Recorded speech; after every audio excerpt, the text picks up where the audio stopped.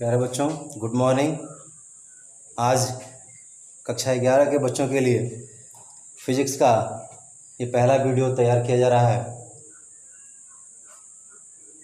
कक्षा 11 वाले बच्चे जो है अभी एग्ज़ाम के बाद तब से ही अब तक खाली बैठे हुए हैं। तो हम लोगों की कोशिश ये है कि आप लोग अभी इस मई के महीने में और जून के महीने में कुछ व्यस्त रहें, कुछ अपने काम को करें, पढ़ाई से लगे रहें।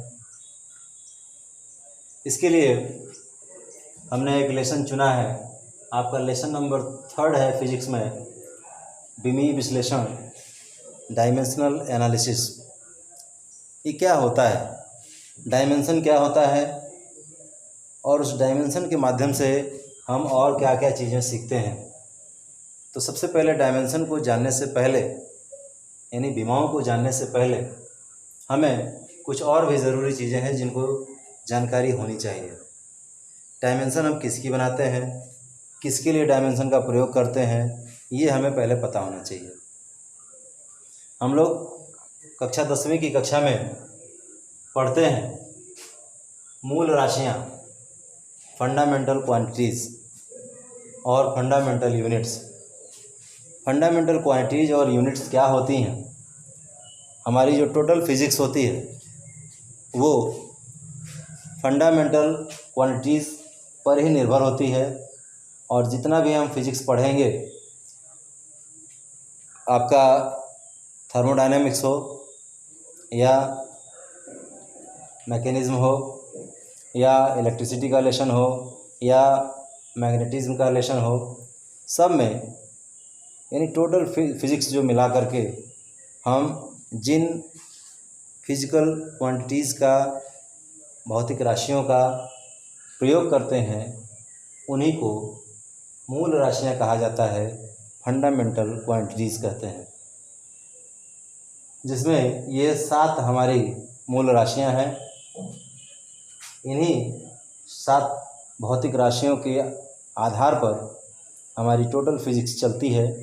इसलिए हमें इन 7 के बारे में जानकारी होना बहुत ज़्यादा ज़रूरी है। लंबाई, द्रव्यमान, समय, ताप, विद्युत धारा, ज्योति तीव्रता और पदार्थ की मात्रा। पहले हम लोग 6 क्वांटिटीज़ ही पढ़ते थे, 6 मूल राशियाँ ही। बाद में पदार्थ की मात्रा बढ़ी। अब लंबाई को किस में मापते हैं? मीटर में। द्रव्यमान को किलोग्राम में। समय को सेकेंड से। ताप को केल्विन से। विद्युत धारा को एम्पियर से। ज्योति तीव्रता को कैंडेला से। और पदार्थ की मात्रा को मोलों की संख्या यानी मोलों से। इसके बाद इनके सिंबल क्या यूज होते हैं? लंबाई के लिए L, द्रव्यमान मास होता है, मास के लिए M, समय टाइम होता है T इसके लिए टाइम के लिए, ताप टेम्परेचर होता है लेकिन यहाँ पर इसके लिए थीटा यूज़ किया जाता है। विद्युत धारा को हम एम्पियर में मापते हैं, इसलिए एम्पियर का सिंबल जो है A है। ज्योति तीव्रता कैंडेला से मापते हैं, इसका सिंबल CD है। और मोल को हम MOL मोल से लिखते हैं। ये हमारी 7 फिजिकल क्वांटिटीज़ कह लीजिए या फंडामेंटल क्वांटिटीज़ कह लीजिए। फिजिक्स में इन फंडामेंटल क्वांटिटीज़ की सहायता से हम बहुत सारी फिजिकल क्वांटिटीज़ बनाते हैं, यानी बहुत सारी भौतिक राशियां बनाते हैं। अब इन भौतिक राशियों की सहायता से बनी हुई दूसरी भौतिक राशि को हम व्युत्पन्न भौतिक राशि कहते हैं। व्युत्पन्न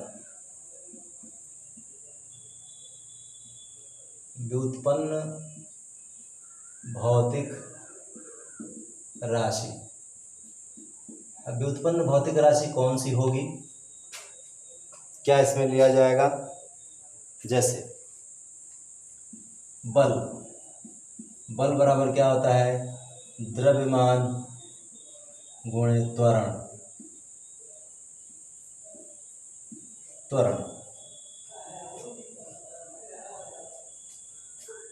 त्वरण बराबर जरा लिख लीजिए, वेग परिवर्तन बटे समय अंतराल या समय, इन्हें हम व्युत्पन्न भौतिक राशियाँ क्यों कहेंगे। जैसे बल है, बल द्रव्यमान गुणे त्वरण है, त्वरण भी एक व्युत्पन्न भौतिक राशि है। यहाँ पर मूल राशि का भी प्रयोग हो रहा है और व्युत्पन्न राशि का भी प्रयोग हो रहा है।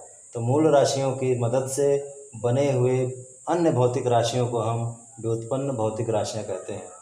त्वरण में भी ये वेग परिवर्तन, ये भी एक व्युत्पन्न भौतिक राशि है, ये मूल राशि है। इनकी सहायता से बना हुआ ये एक भौतिक राशि, इसको भी हम व्युत्पन्न भौतिक राशि कहेंगे। अब व्युत्पन्न भौतिक राशि की सहायता से ही इन्हीं के हम अगर इनको मात्रकों में व्यक्त कर दें तो उन्हीं मात्रकों को हम व्युत्पन्न मात्रक भी कहते हैं। तो जब व्युत्पन्न मात्रक की परिभाषा देनी होती है तो हम कहते हैं कि मूल मात्रकों की सहायता से बने हुए नए मात्रकों को हम लोग व्युत्पन्न मात्रक कहते हैं। डिराइव्ड क्वांटिटीज कहिए चाहे यूनिट्स कहिए। द्रव्यमान गुणे त्वरण है, इसका मात्रक रख दीजिए किलोग्राम गुणे मीटर प्रति सेकंड स्क्वायर।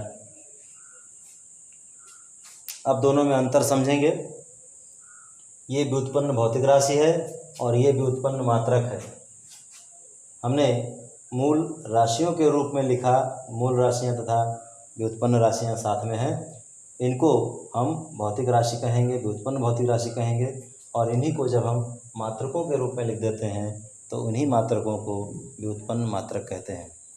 तो इस प्रकार से हम लोग ये मूल राशियां, मूल मात्रक और इनके सिंबल, किन सिंबल में, किन प्रतीकों में से हम व्यक्त करते हैं, ये जानना बिल्कुल ज़रूरी है। उसके बाद व्युत्पन्न राशियाँ, व्युत्पन्न मात्रक, ये सब क्लास 10 में ही पढ़ाया जाता है। 10 में या 9th में पढ़े होंगे, लेकिन यहाँ से फिर से हमको नए सिरे से इसको पढ़ना है। तो ये जानकारी हमारे लिए बहुत ज़रूरी है। इतनी जानकारी के बाद जब हम आगे बढ़ेंगे तब हम डायमेंशन के बारे में, बीमा के बारे में सोचना शुरू करेंगे कि वास्तव में ये क्या होता है। अब इसको यहाँ से मिटाइए। अब देखिए कि डायमेंशन क्या होता है, बीमा क्या होता है। उस बीमा में हम इन दो मूल राशियों को छोड़ करके 1, 2, 3, 4, 5 इन्हीं भौतिक राशियों से फिलहाल हम जितना हमको भौतिक राशियों का बीमी सूत्र बनाना होगा इन्हीं की सहायता से बनाएंगे। इन्हीं का उपयोग मिलेगा लंबाई, द्रव्यमान, समय, ताप, विद्युत धारा। इसके मात्रक को भी जाने, मीटर, किलोग्राम, सेकेंड, केल्विन और एम्पियर, और इनके सिंबल को भी जाने, एल, एम, टी, थीटा और एम्पियर। इतनी चीज़ जब हम जानेंगे तो अब देखिए थोड़ा सा इसको हम मिटाएंगे और आगे बढ़ते हैं, समझने की कोशिश करेंगे।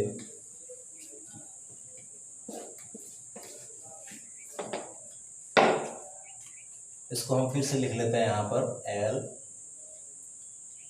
एम, टी और थीटा, चाहे तो एम्पियर को भी लिख लें अभी फिलहाल। ये हमने बताया कि इतने प्रतीकों का, सिंबल का यूज होना है हमें बीमा को पढ़ने के लिए।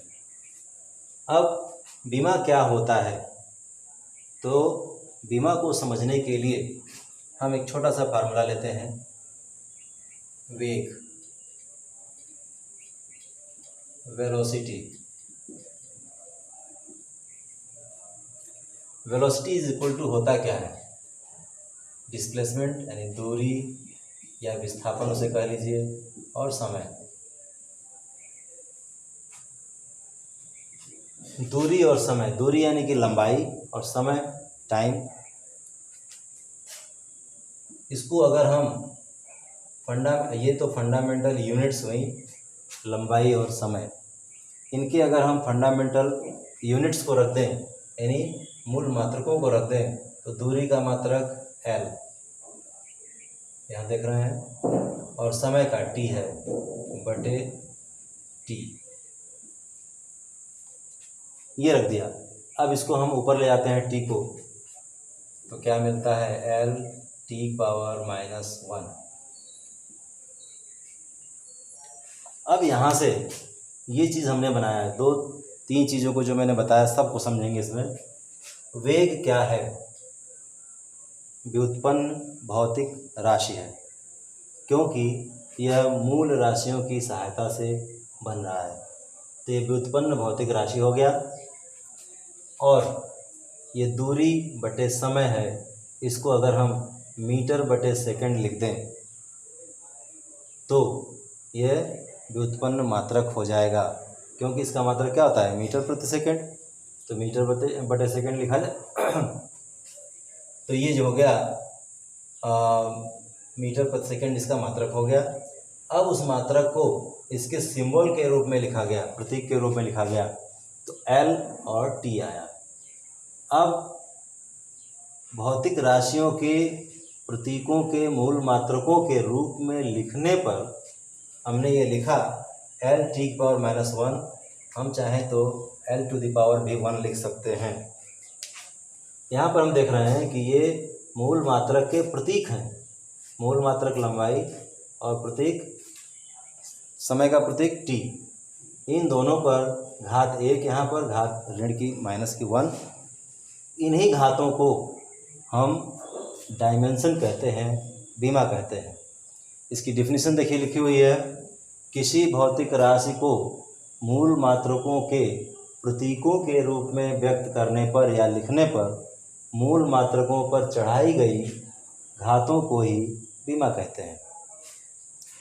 अब हम समझते हैं कि आपको कुछ समझ में आ रहा होगा।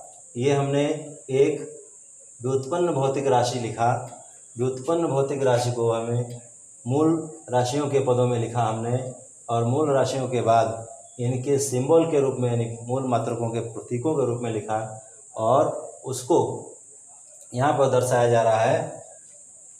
और इसी को हम क्या कहते हैं, विमीय सूत्र, डायमेंशनल फार्मूला। ये जो हमने लिखा ये विमीय सूत्र कहलाता है। अगर इसी को हम वेलोसिटी v = लिखते हैं तो ये पूरा जो लिखा हुआ है इसको विमीय समीकरण कहते हैं। हर छोटी छोटी डेफिनेशन को हम समझते चलेंगे। v = L to the power 1 T to the power -1 और ब्रैकेट बंद बड़ा कोष्टक। सदैव विमाओं को हम बड़े कोष्टक में ही लिखेंगे। तो v = अगर इस टाइप लिखा हुआ है ये तो इसको हम विमीय समीकरण, डायमेंशनल इक्वेशन बोलते हैं। और केवल इसकी बात करेंगे तो ये विमीय सूत्र कहलाता है, तो इसको हम डायमेंशनल फार्मूला बोलते हैं। और इसके ऊपर जो घातें लगी हुई हैं इन्हीं घातों को विमा कहते हैं, और इसकी डेफिनेशन ये हमने लिखा है। तो अब हम समझ सकते हैं कि आप बीमा भी समझ चुके होंगे। विमीय समीकरण क्या है, ये पूरा जो लिखा हुआ है विमीय समीकरण है। विमीय सूत्र केवल इतना, ये विमीय सूत्र कहलाता है। जैसे हम एक और लिख सकते हैं, F = द्रव्यमान गुणे त्वरण होता है। तो द्रव्यमान m से लिखा जाएगा, त्वरण मीटर प्रति सेकंड स्क्वायर होता है। तो मीटर को हम इस तरह से L से और प्रति सेकंड स्क्वायर को T स्क्वायर से इस तरह से लिखेंगे। और जब इसको सबको कैलकुलेट करके बनाएंगे तो mL T (-2) ये बनेगा। तो जब हम इसको F = mL T (-2) ये पूरा लिखेंगे तो ये पूरा मिलकर के विमीय समीकरण है, डायमेंशनल इक्वेशन है। और केवल जब इसकी बात करेंगे तो इसे हम कहेंगे डायमेंशनल फार्मूला। यानी जब ये केवल अलग लिखा होगा तो हम इसे फार्मूला कहेंगे, और ये बराबर का चिन्ह लगा कर लिखा होगा इस तरह से, तो ये डायमेंशनल इक्वेशन होगा। तो अब हम समझ सकते हैं कि आपको मूल राशियाँ, मूल मात्रक मूल मात्रकों के प्रतीक, उसके बाद व्युत्पन्न भौतिक राशियाँ, व्युत्पन्न मात्रक और विमीय समीकरण, विमीय सूत्र, ये सब अब तक हम समझते हैं कुछ समझ में आया होगा। और अगर इतना समझ चुके हैं तो अब हम लोगों को इस पूरे लेसन में विमीय सूत्र यानी डायमेंशनल फार्मूला बनाने हैं और विमीय सूत्रों का यानी विमाओं के उपयोग आगे हम पढ़ेंगे। तो फिलहाल आज हम विमीय सूत्र बनाने की विधियों के बारे में समझेंगे कि किस तरह से बहुत सारे भौतिक राशियां हैं और उनके विमीय सूत्र हम लोग कैसे निकालेंगे।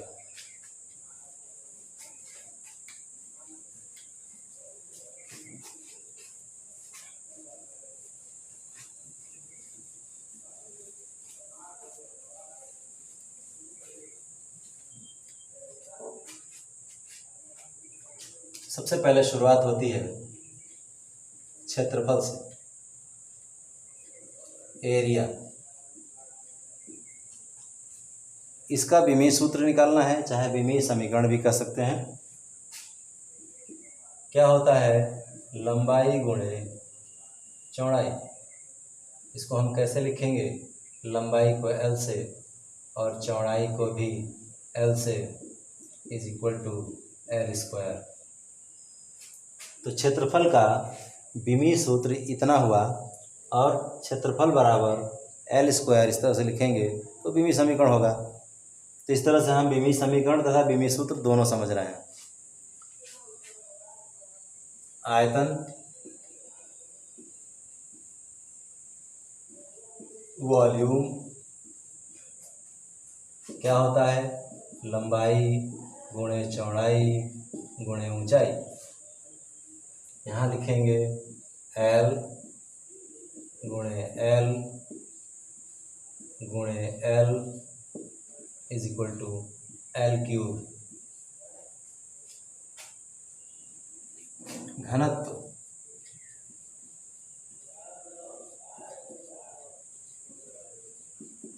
डेंसिटी, इसके लिए फार्मूला होता है द्रव्यमान बटे आयतन। द्रव्यमान का क्या लिखेंगे? सिंबल, मास का m, आयतन का हमने ये निकाला वॉल्यूम का L क्यूब, तो क्या आ जाएगा? ml power -3। तो घनत्व के लिए हमें क्या मिला? ml to the power -3।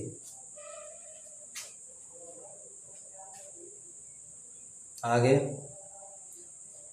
वेग। वेग बराबर क्या होता है? दूरी बटे समय। दूरी का क्या होगा? L, टाइम t बराबर L t पावर -1।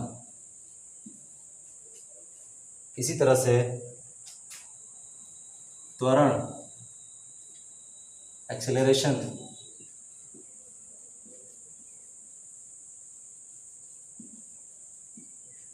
एक्सेलरेशन का होगा वेग परिवर्तन बटे टाइम, समय। क्या होगा वेग परिवर्तन? वेग परिवर्तन वेग ही होगा, तो इसका हम विमीय सूत्र लिखेंगे L t पावर -1, नीचे टाइम t, क्या मिला? L t power -2। तो इस तरह से हम आगे, आपके पास अगर बुक नहीं होगी तो मैं साइंस की बुक का पूरा पेज भेजूंगा जिसमें बहुत सारे विमीय सूत्र लिखने हैं आपको। तो घर पे आप कुछ अभ्यास करेंगे, कुछ जो बहुत महत्वपूर्ण हैं, जो मैं समझता हूँ कि मुझे बताना चाहिए, मैं उनको बताऊंगा। बाकी शेष जो है आप लोग करेंगे खुद। इसके बाद बल यानी फोर्स। F बराबर क्या होता है? द्रव्यमान गुणे त्वरण। तो द्रव्यमान का क्या है m, त्वरण का ये है L⁻², तो इसका आ जाएगा mL⁻²।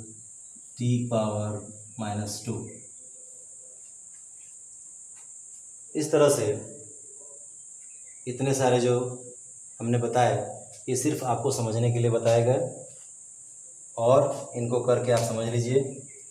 उसके बाद देखिए कुछ और हम बताने की कोशिश कर रहे हैं।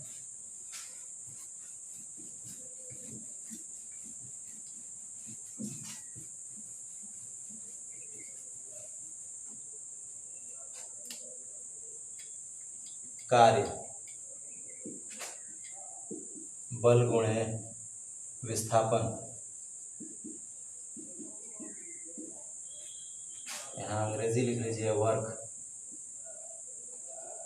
बल गुणे विस्थापन होता है, बल का भी हम लोगों ने निकाला था बीमी सूत्र mL⁻²,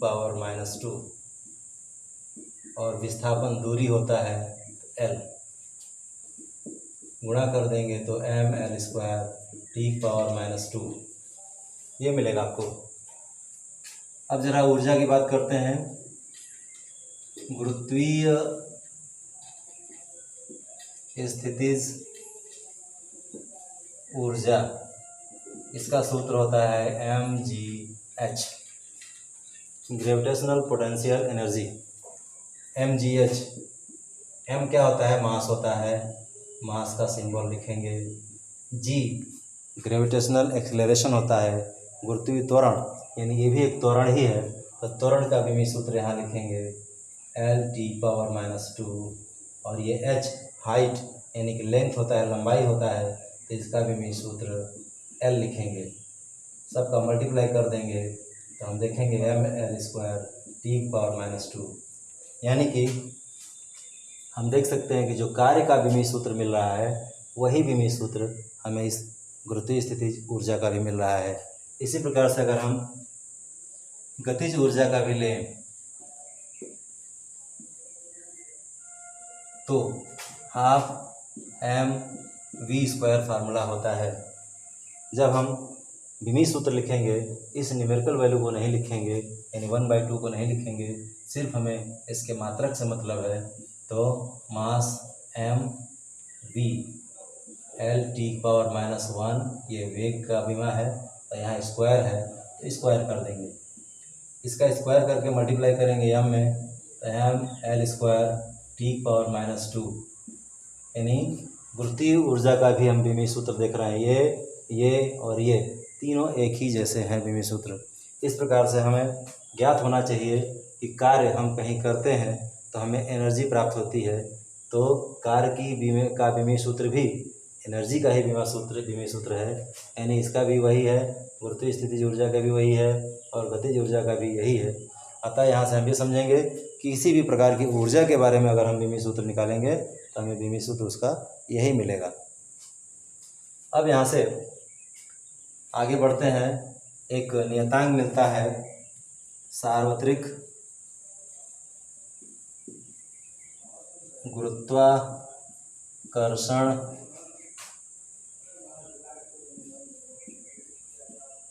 नियतांक, इसे कैपिटल G से प्रदर्शित करते हैं। तो कैपिटल G आपको कहाँ मिलता है, आपने पढ़ा होगा एक formula F = G × m1 m2/r², यानी दो पिंडों के बीच लगने वाले बल में इस कैपिटल G का प्रयोग होता है। दो पिंडों के बीच गुरुत्वाकर्षण बल लगता है। यहाँ से हम G = निकालेंगे तो F × r²/m1 × m2 ऐसा मिल जाएगा। अब इसका हम विमीय सूत्र लिखते हैं। F यानी फोर्स, बल, तो बल का है mL⁻², r² r दूरी है तो इसका L² हो जाएगा, नीचे m1 m2 है तो m × m सबको कैलकुलेट करेंगे। एक m से m कट जाएगा, ये m ऊपर जाएगा तो m टू द पावर -1 हो जाएगा। l स्क्वायर में l का मल्टीप्लाई होगा तो l क्यूब हो जाएगा, और t की पावर -2 है तो ये -2 रहेगा। यानी सार्वत्रिक गुरुत्वाकर्षण नियतांक कैपिटल G का मिमी सूत्र ये मिला। तो हम आज यहीं तक बता रहे हैं आपको, अगले वीडियो में हम इसके आगे बताएंगे। लेकिन आप लोग जो है, मैं पेज इसका भेज रहा हूँ तो उससे बुक के पेज से देख करके आप लोग नोट्स बनाइए, और नोट्स बनाने के साथ साथ जो आगे अभी शेष है उसको भी आप खुद स्वयं करने का प्रयास करें।